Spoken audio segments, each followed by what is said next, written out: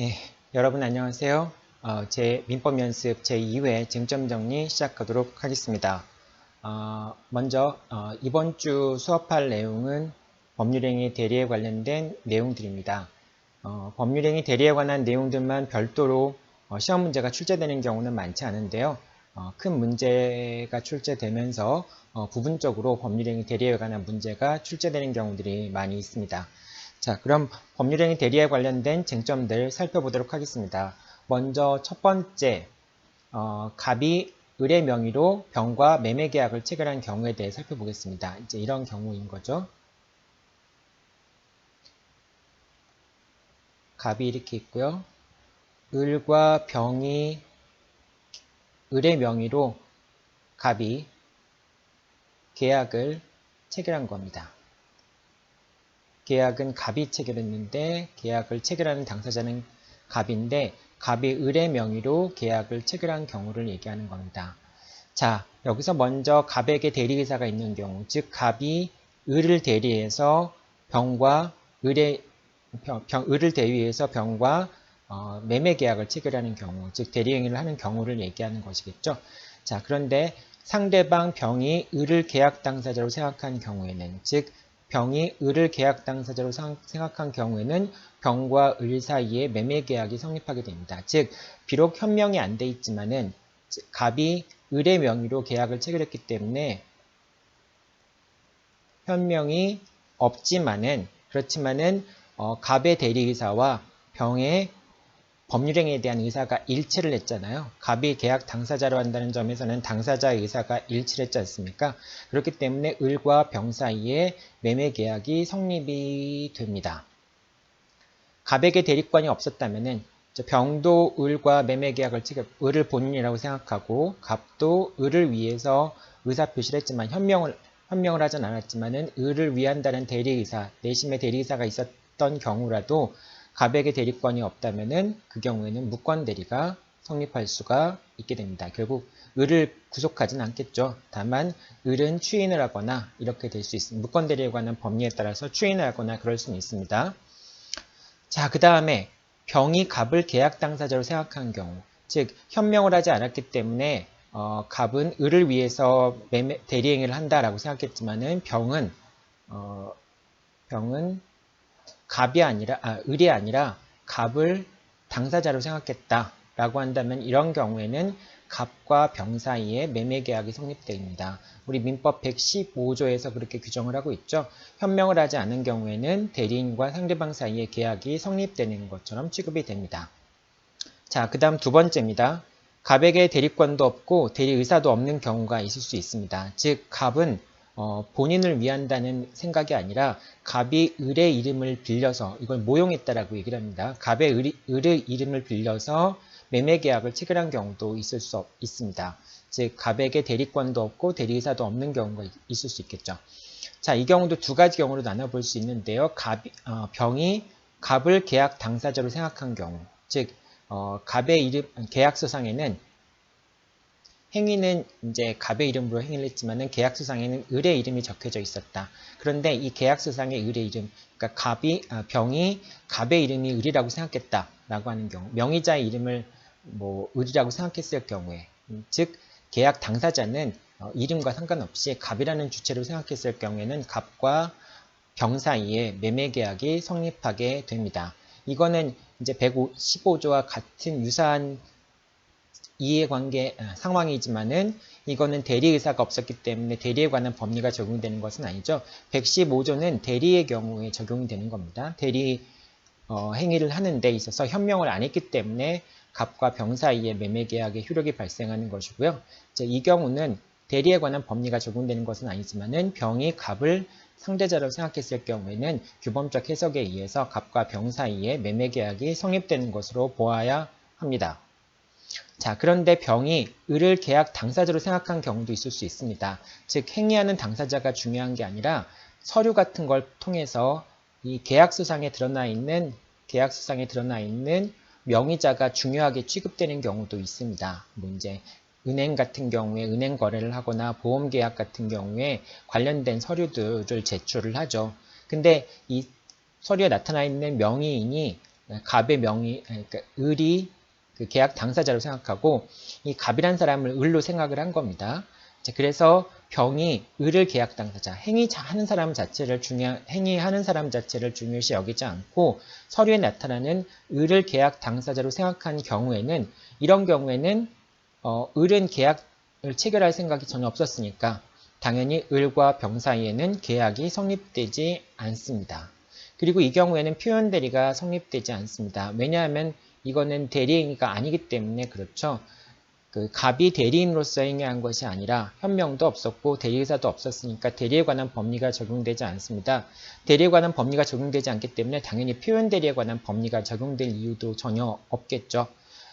다만 이 경우에도 예외적으로 갑이 을의 명의로 계약을 체결할 수 있도록 있는 상황을 이제 을이 만들었을 경우도 있지 않습니까? 예를 들면은 뭐 등기 관련 서류를 갑에다 맡겨놨다라고 한다든지 그런 경우라고 한다면은 그 등기 관련 서류를 등기 관련 서류를 갖고 있는 갑이 그것을 활용해서 마치 자기가 을인 것처럼 하고 병과 계약을 체결할 수도 있지 않습니까?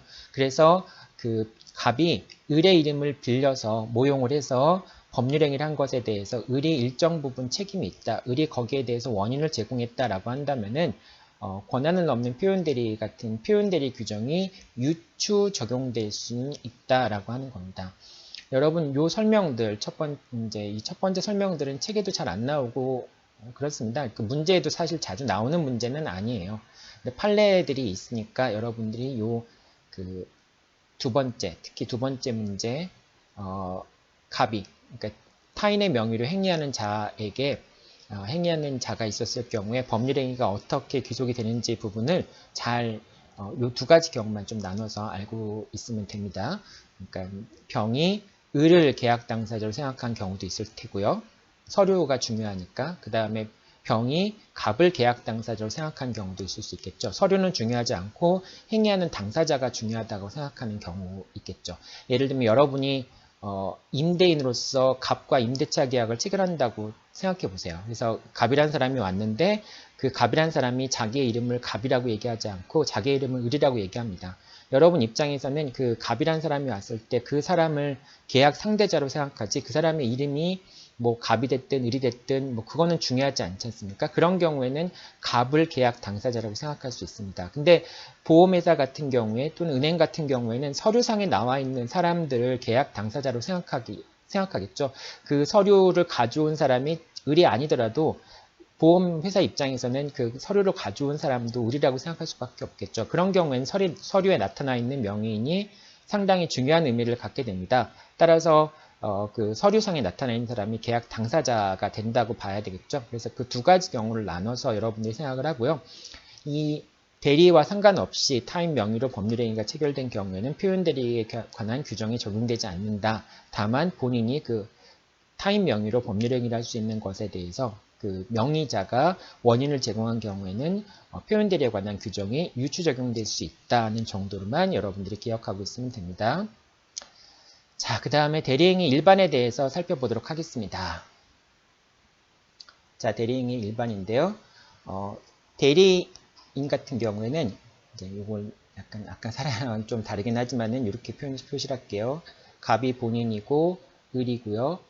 그 다음에 병이 대리인이라고 얘기를 할게요.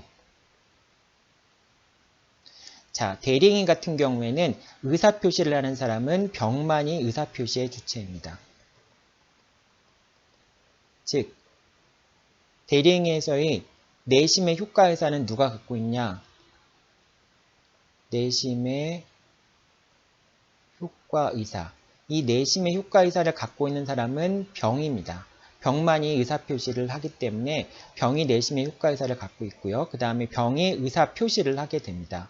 갑은 의사표시에 전혀 관여하지 않습니다. 다만 갑은 병에게 수권행위를 통해서 대리권을 수여할 뿐입니다.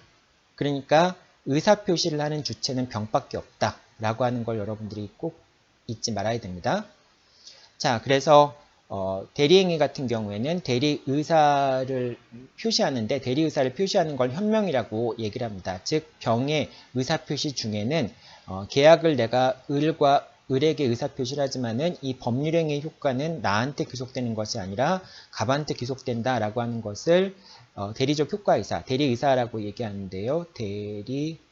대리의사라고 얘기를 하는데 이 대리의사가 표시가 돼야 됩니다. 즉 본인을 위한 것이다 라고 하는 점이 표시가 돼야지만 됩니다. 그래야지만 의사표시라는 당사자에게 법률효과가 귀속되는 것이 아니라 본인에게 법률효과가 귀속이 되겠죠.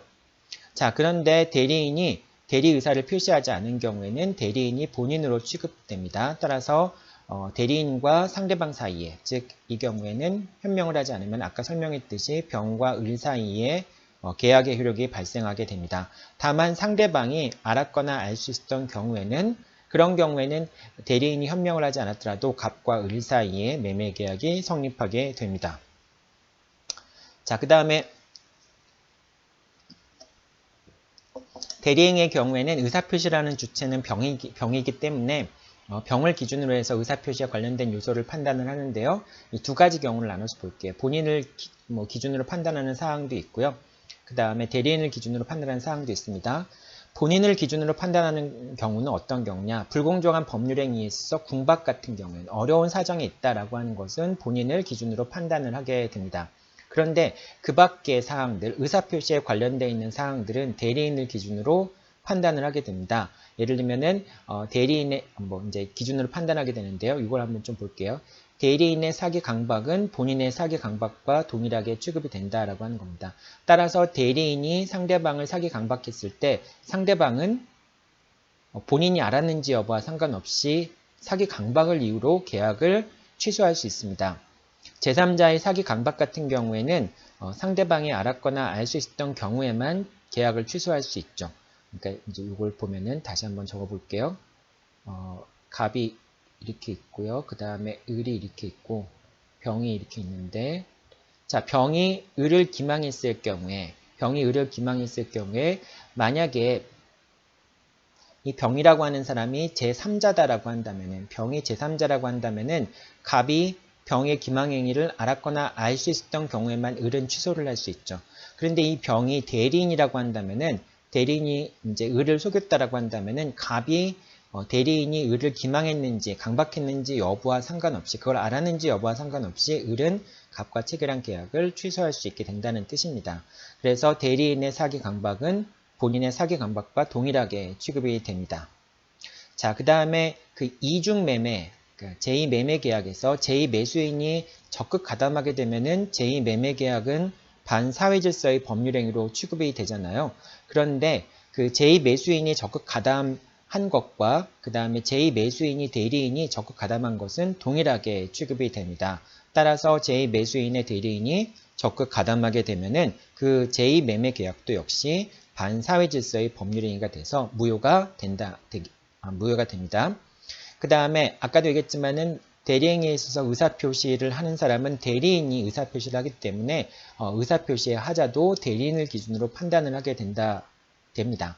다만 취소권이라고 하는 대리행위 하자로 인해서 취소권이 발생했을 때 그 취소권은 계약의 효력을 없앨 것이냐 말 것이냐라는 걸 결정하는 것이기 때문에 본인만이 그 취소권을 행사할 수 있습니다.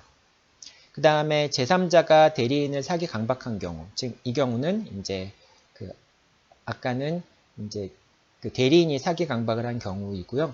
제3자가 대리인을 사기 강박한 경우에는 상대방이 대리인의 사기 강박을 알았거나 알 수 있었던 경우에 본인이 취소를 할 수 있다라고 하는 겁니다. 이걸 좀 더 한번 지워놓고 보죠.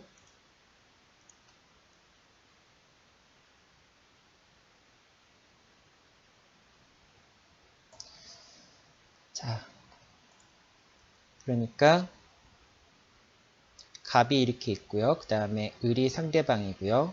병이 대리인인데, 그런데 이제 제3자 정이라고 한번 해보죠. 정이란 사람이 을을 기망했을 경우에, 을을 기망하거나 강박했을 경우에, 이런 경우에는 그 기망했다는 사실을 을이 알았거나 알 수 있었던 경우에, 그런 경우에는 계약을 취소할 수 있는데요. 그러니까 제3자가 기망했을 경우에는 이제 대리인과 본인은 같이 취급되니까 정이 병을 기망했을 경우에는 취소권을 행사할 수 있는데 아무 때나 취소권을 행사할 수 있는 것이 아니라 제3자의 기망이니까 을이 알았거나 알 수 있었던 경우에 취소를 할 수 있고요. 그때 취소권을 행사할 수 있는 사람은 본인, 즉 갑만이 취소권을 행사할 수 있다라고 하는 것이죠. 그게 이제 4번 설명 내용이었습니다. 자, 지금 대리권에 관련된 내용들 살펴보고 있습니다. 자, 그 다음에 대리권의 범위입니다. 대리권의 범위는 대리권의 존부와 범위에 관련된 내용인데요. 자, 첫 번째, 대리권의 유무에 대한 입증 책임은 상대방이 부담을 하게 됩니다. 대리권이 있었는지 없었는지에 대한 입증 책임은 상대방이 부담을 하게 돼요. 그래서 갑과 을이 계약을 체결했는데 병에 의해서 매매 계약이 체결됐다라고 했을 때 만약에 병에게 대리권이 없다면 갑과 을 사이에 매매 계약의 효력이 발생하지 않겠죠. 그런데 갑이 아닌 병이 의사표시를 했을 경우에는 병에게 대리권이 있기 때문에 갑과 을 사이에 매매 계약이 유효하게 성립한다라고 하는 점을 을이 입증해야 된다라고 하는 겁니다. 자, 그런데 등기가 맞춰진 경우에 등기의 추정력은 대리권에도 미치게 됩니다. 예를 들면 이런 경우가 되겠죠. X라는 부동산에 대해서 갑과 을 사이의 매매 계약이 이루어졌고요. 그 다음에 갑에서 을로 소유권 이전 등기가 이루어졌습니다. 소유권 이전 등기가 마쳐졌습니다. 경료되었습니다. 소유권 이전 등기가 을의 이름으로 맞춰진 거예요. 그런데 나중에 갑이 을을 상대로 해서 을 명의의 등기가 무효다라는 걸 이유로 해서 갑이 을을 상대로 해서 등기의 말소를 청구합니다. 말소를 청구하는데 이 등기가 무효인 이유가 무엇이냐? 갑과 을 사이의 매매 계약이 무효인데 무효인 이유는 병에게 대리권이 없기 때문에 무효다라고 하는 점을 주장을 하는 겁니다. 아까 원칙적으로 뭐라고 얘기했죠? 대리권의 유무에 대한 입증 책임은 원래 상대방한테 있다라고 얘기를 했죠. 그런데 갑에서 을의 명의로 소유권 이전 등기가 맞춰지면은 등기의 추정력 때문에 등기는 적법하게 맞추어진 걸로 추정을 받게 됩니다. 즉 갑에서 을의 명의로 소유권 이전 등기가 이미 맞춰졌다면은 을의 명의로 소유권 이전 등기가 있었기 때문에 을의 명의는 유효한 것으로 추정이 되게 됩니다.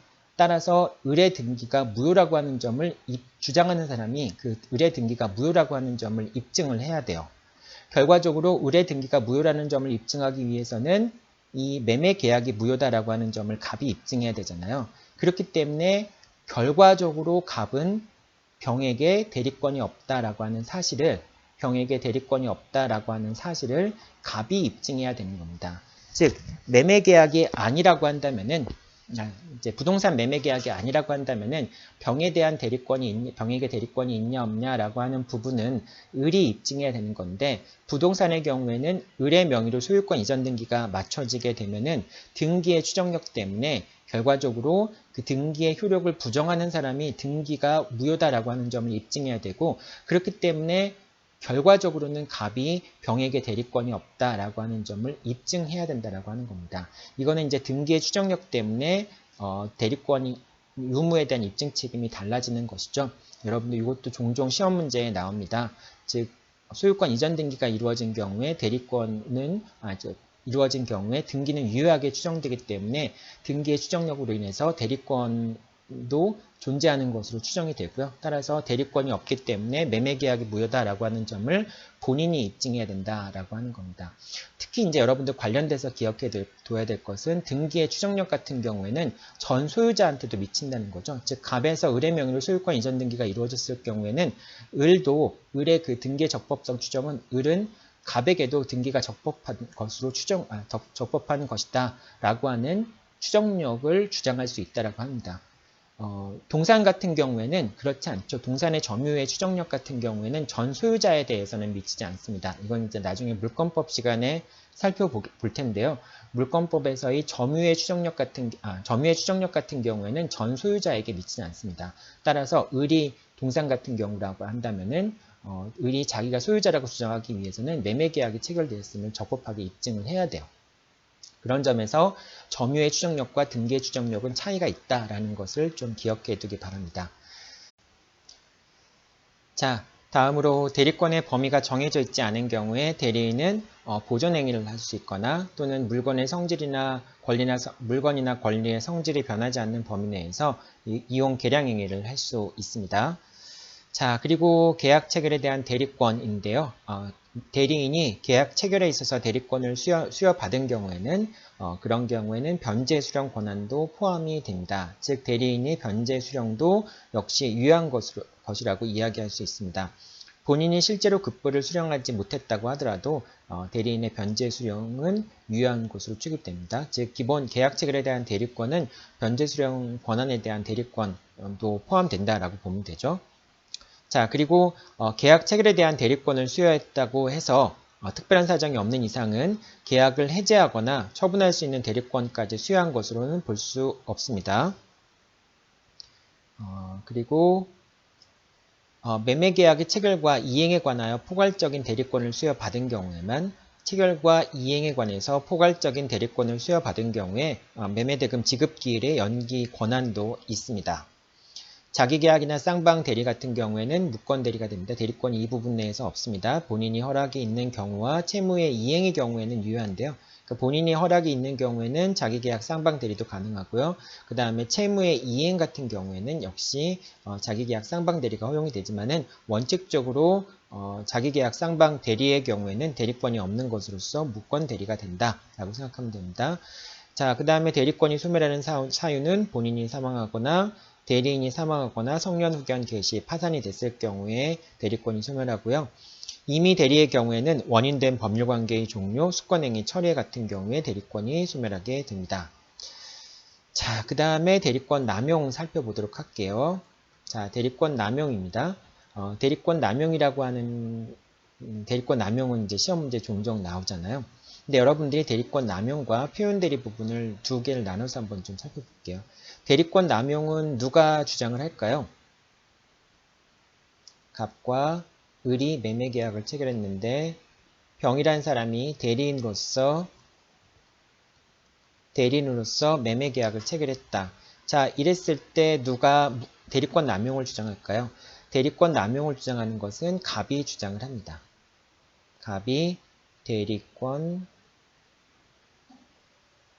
남용을 주장하게 됩니다. 즉 갑과 을 사이의 매매계약이 대리행위에 의해서 적법하게 매매계약의 효력이 발생했다라고 주장을 할 때, 즉 을이 얘가 병이 대리권도 있었기 때문에 갑과 을 사이에 대리행위가 유효해서 갑과 을 사이에 매매계약이 성립했다라고 주장할 때 갑이 병은 대리권이 있었긴 했지만은 이 병이란 사람은 나를 위해서 대리행위를 한 것이 아니라 자신의 이익을 위해서 대리행위를 한 것이다. 즉 대리권을 남용했다라는 이유로 갑과 을 사이의 매매계약의 효력을 부정할 때 갑이 대리권 남용을 주장하게 됩니다.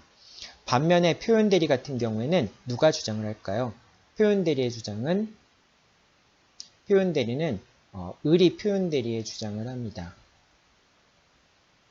표현대리의 주장을 합니다. 즉 갑과 을 사이의 매매계약이 유효하기 위해서는 을이 병에게 대리권이 있었음을 입증을 해야 되잖아요. 근데 을이 병에게 대리권이 있음을 입증하지 못한 경우에 병은 무권대리가 되잖아요.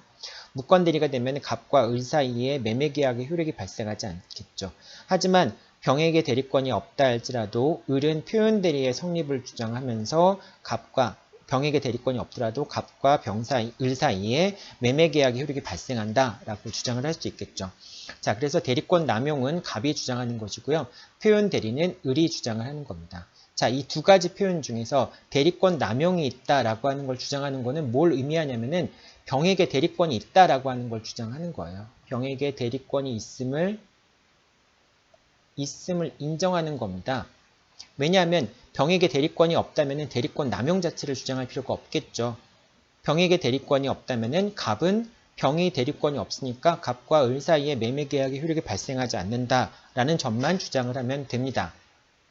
그러니까 대리권 남용을 주장한다는 얘기는 병에게 대리권이 있지만은 대리행위 효력이 갑과 을 사이에 갑에게 귀속되지 않는다라고 하는 걸 주장할 때 대리권 남용을 주장하게 됩니다. 반면에 표현 대리를 주장한다라고 하는 것은 병에게 대리권이 없음을 인정하는 거나 마찬가지예요. 따라서 을은 만약에 이제 대리인이라고 주장하는 병과 계약을 체결했을 경우에 을이 주장하는 첫 번째 순서는 표현 대리부터 주장하면 안 되고요. 첫 번째 유권 대리부터 주장해야 됩니다. 유권 대리, 즉 병에게 대리권이 있기 때문에 갑과 을 사이에는 매매계약이 유효하게 성립한다라는 주장을 펼쳤는데 근데 을이 병의 대리권을 입증하지 못했을 때 그때 비로소 을은 표현 대리를 주장을 하게 되는 거죠. 자, 이것도 마찬가지로 갑 같은 경우도 첫 번째는 병에게 대리권 없음을 주장을 해야 되겠죠. 그래서 갑은 병에게 대리권이 없기 때문에 갑과 을 사이에 계약의 효력은 없다라고 주장했는데 근데 갑이 을이 병의 대리권을 입증한 경우에 그때 비로소 을은 대리권의 남용을 주장을 하게 됩니다. 그래, 병에게 대리권이 있다고 할지라도 병은 자기 이익을 위해서 대리권을 남용을 했다. 그렇기 때문에 을이 알았거나 알 수 있었기 때문에 갑과 을 사이의 매매 계약은 효력이 없다라는 걸 주장을 하게 됩니다. 이 두 가지 순서, 여러분이 항상 이제 지난번에도 설명을 했지만은 눈에 들어오는 거는 병이 자기의 이익을 위해서 대리행위를 했다라고 하는 점만 눈에 들어오는데 이 각각의 트랙들을 여러분들이 잘 기억하고 있습니다. 갑이 주장하는 것이냐, 을이 주장하는 것이냐. 을이 주장할 때는 먼저 자기한테 유리한 유권 대리를 주장하고 대리권이 있음을 입증하지 못했을 때 표현 대리를 주장하는 것이고요. 갑 같은 경우에는 이 계약의 유력을 부정하고 싶을 때는 먼저 대리권이 없다, 병에게 대리권이 없다는 점을 먼저 주장을 하고요. 그 대리권이 없다는 주장을 했지만은 결과적으로 을이 병의 대리권을 입증한 경우에는 대리권 남용을 주장하게 되는 겁니다. 자, 그래서 이제 요 밑에 설명을 한 거죠. 대리권 남용이라고 하는 주장 속에는 유효한 대리권이 있다는 점엔 자백이 포함이 되는 겁니다. 그러니까 먼저 이제 계약의 효력을 부정하고 싶을 때는 대리권 남용부터 주장하는 게 아니라 병이 대리권이 없다라고 하는 점부터 주장을 해야 되겠죠. 대리권이 없는 경우엔 무권 대리를 먼저 해야 되겠죠. 자, 대리권 남용의 요건은 무엇이냐? 대리권 남용이 성립하기 위해서는요. 대리인이 자신 또는 제3자의 이익을 위해서 대리행위를 해야 되고요. 그리고 대리행위를 해야 되고 상대방이 대리인의 배임적 의사를 알았거나 알 수 있었던 경우에 대리권 남용이 인정되고 대리행위가 무효로 됩니다. 자, 이렇게 대리권 남용에 대해 설명을 했고요. 일단 무권 대리 부분 살펴보도록 하겠습니다.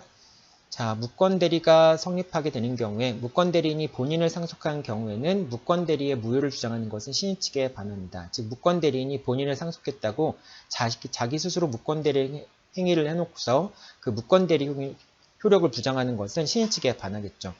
그런데 본인이 무권 대리인을 상속한 경우에는 본인이 상속한 것이기 때문에 무권 대리행위의 무효를 주장할 수는 있습니다. 이거 신의 측에 반하는 건 아니겠죠. 다만 무권 대리인을 상속했기 때문에 무권 대리인 같은 경우에 책임을 지게 되는데요. 그 책임에 대해서 그 무권 대리인의 책임을 본인이 상속하게 될 수도 있겠죠. 자, 그 다음에 무권 대리의 경우에 대리권을 증명하지도 못했고 그 다음에 무권 대리인에 대해서 본인의 추인을 얻지 못한 경우에 상대방은 대리인에게 계약을 이행할 것이나 그 손해배상을 청구할 수 있다. 두 가지를 청구할 수 있게 됩니다. 선택 채무라고 얘기를 하죠. 계약의 이행을 청구하거나 손해배상을 청구할 수 있게 됩니다. 아까 그래서 무권 대리인의 책임이 상속될 수 있다라고 얘기를 했잖아요. 대리권을 증명하지 못하거나 본인의 추인이 없었던 경우에는 그러니까 무효를 주장할 수도 있고 추인을 안 할 수도 있겠죠. 그런 경우에는 대리인은 계약의 이행이나 손해배상에 대한 책임을 질 수 있는데 이것도 상속될 수 있다라고 하는 겁니다. 자, 무권 대리인의 추인은 소급표가 있습니다. 그래서 무권 대리인은 처음부터 유효한 것으로 취급이 됩니다. 그리고 무권 대리인의 추인은 무권 대리인이나 상대방 누구한테도 할 수 있습니다.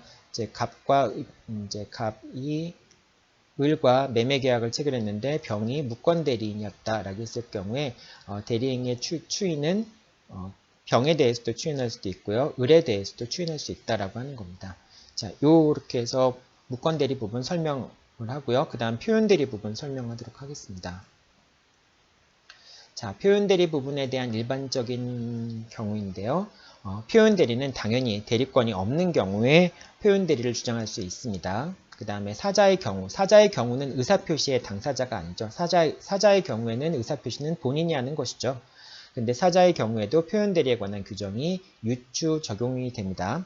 그 다음에 유권 대리의 주장 속에는 표현 대리의 주장이 포함되어 있지 않다. 요거는 많이 이제 시험 문제에 나오긴 해요. 그러니까 이거죠.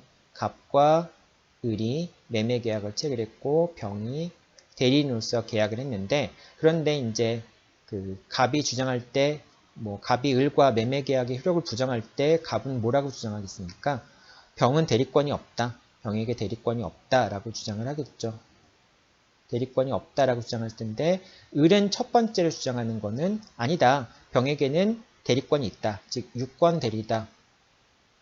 대리권이 있다라는 주장을 하겠죠. 그 입증 책임은 당연히 을이 부담을 하겠죠. 그런데 만약에 입증 책임을 지지 못한다면은, 입증을 하지 못한다면은, 즉 대리권이 있다라고 하는 사실을 입증하지 못하게 되면은 을은 병의 대리행위가 표현 대리다. 표현 대리를 주장하여서 갑과 을 사이에 계약의 효력이 있다라는 주장을 펼칠 수도 있겠죠. 유권 대리라고 하는 주요 사실은 대리권이 있다라고 하는 점이고요. 표현 대리에 대한 입증 책임은 그 125조, 126조, 129조의 각각의 법률상의 요건들을 충족해야 되겠죠. 그래서 양자의 법률 사실, 요건 사실들이 다르게 됩니다. 따라서 유권 대리의 주장 속에는 표현 대리의 주장이 포함되어 있다라고 얘기할 수 없다는 것입니다. 자, 그 다음에 표현 대리가 성립한 경우에 상대방에게 과실이 있더라도 과실상계를 주장할 수 없다. 만약에 이제 병의 표현 대리가 병의 대리행위가 표현 대리에 해당한다. 그래서 갑과 을에 대한 매매 계약이 성립이 되면은, 그러면은 이제 갑과 을에 대한 매매 계약이 성립되면은 갑은 계약상의 의무를 부담하게 되겠죠. 이 계약상의 의무는 이행 의무가 될 텐데요. 이 이행 의무는 손해배상 의무가 아니겠죠. 그렇기 때문에 비록 표현 대리 인정에 있어서 을에게 과실이 있다 할지라도, 과실이 있는 상태에서 표현 대리가 성립됐다 할지라도 갑이 을에게 이행 의무를 부담할 때 과실상계를 주장할 수 없다라고 하는 겁니다. 이 과실상계는 언제만 주장할 수 있느냐? 손해배상의 경우에만 과실상계를 주장할 수 있어요. 그렇기 때문에 이행 청구의 경우에는 과실상계를 주장할 수 없다라고 하는 겁니다. 이행 의무, 반대편에서는 의무의 반대편이니까 이행 청구가 되겠죠. 이행 청구의 경우에는 과실상계를 주장할 수 없다는 겁니다. 따라서 갑과 을 사이의 매매 계약이 성립돼서 갑이 이제 매도인으로서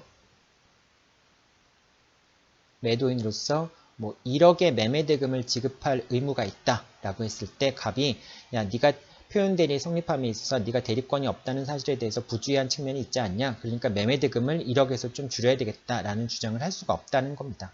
그래서 표현 대리 같은 경우에는 표현 대리가 성립하더라도 본인은 계약상 의무의 이행 책임을 지기 때문에 그 계약상 의무의 이행 책임에 대해서는 과실상계가 성립되지 않는다. 그렇게 이해하고 있으면 됩니다.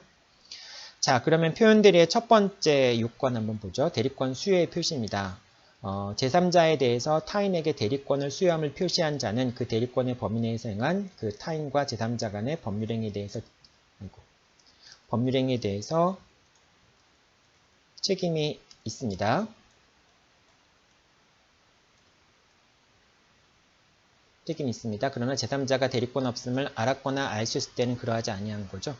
이 대리권 수요 표시의 125조의 표현 대리 같은 경우에는 대리권 수요를 표시했는데 정작 수권행위는 없었던 경우입니다. 즉 대리인에 대해서 아직 대리권을 수여하지 않았지만은 외부적으로 대리권을 수여함을 표시한 것을 얘기합니다. 그런 경우에는 비록 내부적인 수권행위가 없었다 할지라도 대리인의 대리행위에 대해서 책임이 있다라고 하는 겁니다. 다만 상대방이 알았거나 알 수 있었던 경우에는 대리권이 없다라고 하는 주장을 할 수 있다라고 합니다. 근데 상대방이 알았거나 알 수 있었다는 것에 대한 입증은 본인이 입증 책임을 부담하게 됩니다. 자, 그 다음에 권한을 넘은 표현 대리입니다. 126조의 표현 대리인데요. 그 권한을 넘은 법률행위라는 경우에는 제3자에게 그 권한이 있다고 믿을 만한 정당한 이유가 있는 경우에 권한이 있다고 믿을 만한 정당한 이유가 있는 경우에 본인은 그 행위에 대해서 책임이 있습니다. 자, 126조의 표현 대리 같은 경우에는 기본 대리권을 넘는 대리행위의 경우에 적용이 되고요. 대리권이 있다고 믿은 것에 대한 정당한 이유가 있어야 됩니다. 이 정당한 이유는 재반 사정을 참고해서 판단을 해야 됩니다. 이 기본 대리권이 있어야지만 126조의 표현 대리가 성립되는데요. 이 복대리인에게 복대리인 선임권이 없는 대리인에 의해서 선임된 그 복대리인의 권한도 기본 대리권이 있다고 판례가 얘기를 합니다. 그 다음에 또 법정 대리권이나 법정 대리인의 법정 대리권이나 이제 배우자 간의 일상가사 대리권도 기본 대리권이 있습니다. 뭐 그렇다고 해서 일상가사 대리권이 있다고 해서 무슨 다 이제 권한을 넘은 표현들이 다 인정되는 건 아니겠죠. 정당한 이유가 있는 이 기본 대리권을 바탕으로 해서 이루어진 대리행위가 정당한 다른 일상가사 대리권의 범위 내에서 있다라고 믿을 수 있는 정당한 이유가 있는 경우에 그런 경우에 126조의 표현 대리가 인정될 수 있겠죠. 자, 그리고 정당한 이유가 있어야 되는데요. 정당한 사유는 대리행위 시점을 기준으로 판단을 하게 되고요. 상대방이 정당한 사유가 있음을 입증해야 됩니다. 여러분들 이제 대리행위 같은 경우에는 표현 대리 같은 경우에는 입증 책임에 관한 문제들이 이제 종종 나오긴 하는데요. 이 경우에 정당한 사유는 본인이 입증하는 것이 아니라 상대방이 그 기본 대리권의 범위 내에서 대리행위가 있었다라고 하는 점에 대한 입증을 해야 된다라고 하는 겁니다. 자, 그 다음에 마지막으로 대리권 소멸 후의 표현 대리입니다. 129조의 표현 대리인데요. 이것은 대리권이 소멸했을 경우에 선의의 제3자에게 대항하지 못한다라고 하고요. 다만 선의의 제3자가 과실로 인해서 알지 못한 때는 그러하지 아니하다라고 되어 있습니다. 이게 이제 본문에 선이라는 말이 들어가 있고요. 단서에 과실이라는 말이 들어가 있는데 그런데 이제 판례 같은 경우에는 상대방이 선의 무과실을 입증해야 된다라고 얘기를 합니다. 즉 대리권이 소멸했음을 알지 못했고 그리고 그 알지 못한 것에 대해서 과실이 없다라고 하는 점을 상대방이 입증해야 된다. 라고 얘기를 합니다. 그러니까 본인 같은 경우에는 대리권이 소멸했다라고 하는 점만 입증하면 대리권이 없는 거고요. 근데 상대방이 자기는 대리권이 소멸했다라고 하는 점을 알지 못했고 알지 못한 것에 대해서 과실이 없다라고 하는 점을 상대방이 입증을 해야 됩니다. 그리고 129조의 표현 대리가 인정되는 경우에는 126조의 권한을 넘은 표현 대리가 성립할 수도 있다라고 하는 겁니다. 즉 대리권 소멸 후에 소멸된 대리권을 기본 대리권으로 해서 129조의 표현 대리가 인정이 된다면은 126조의 그 표현 대리도 성립할 수 있다라고 얘기합니다. 이제 학설상으로는 125조와 그 다음에 129조 둘 다 여기에 따라서 표현 대리가 인정될 수 있다면 이걸 기본 대리권으로 해서 126조의 표현 대리가 성립될 수 있다라고 얘기를 하는데 129조에 관련된 판례는 있는데 125조에 관련된 판례는 없습니다. 그래서 여러분들 일단 129조의 경우에 129조를 근거로 해서 126조의 표현 대리 성립을 인정할 수 있다는 것만 여러분들 일단 기억해 두면 될 것 같아요. 129조에서 126조의 표현 대리가 성립될 수 있다라는 점만 기억하면 되고요.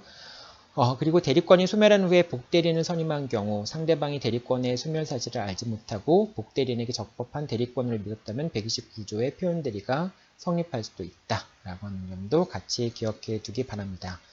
자, 오늘은 그 법률행위 대리 부분에 대해서 살펴봤는데요. 여러분들이 이 내용을 기본서를 통해서 이 법률행위 대리 부분을 공부를 한 다음에 그 다음에 제2회 시험을 실시하고요. 그 실시된 시험에 대해서는 다른 동영상으로 그 시험 내용에 대해서 해설하도록 하겠습니다. 자, 여러분들 수고했습니다.